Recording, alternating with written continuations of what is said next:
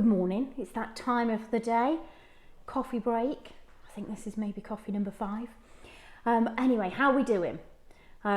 January, we're heading towards February pretty quickly already. I'm not even sure how we've got there.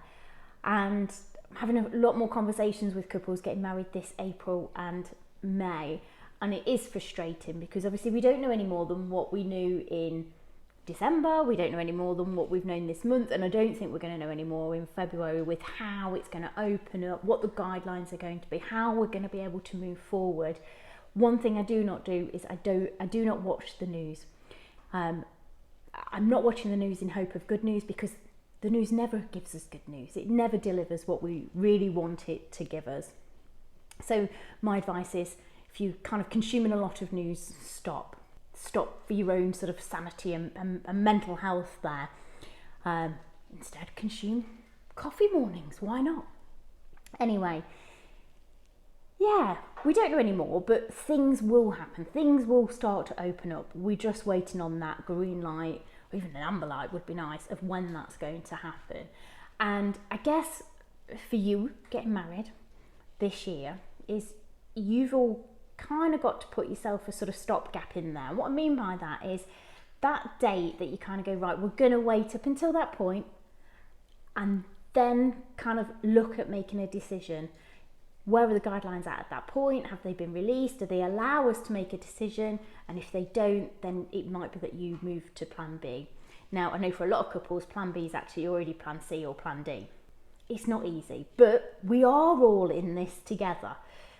Your guests are in it with you, your suppliers are in it with you, your venue's in it with you. We really are wanting to sort of open up, but we know that we need to make sure that we're doing it in the right way.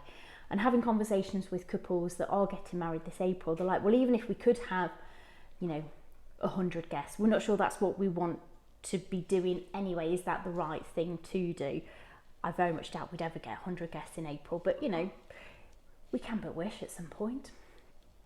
So yes, take some time now to go and consider what your date is for making that decision. Particularly I'm talking to those that are getting married April, May.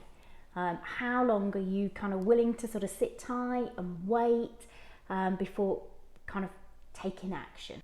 Keep having conversations with your suppliers, have conversations with your venue, with family as well.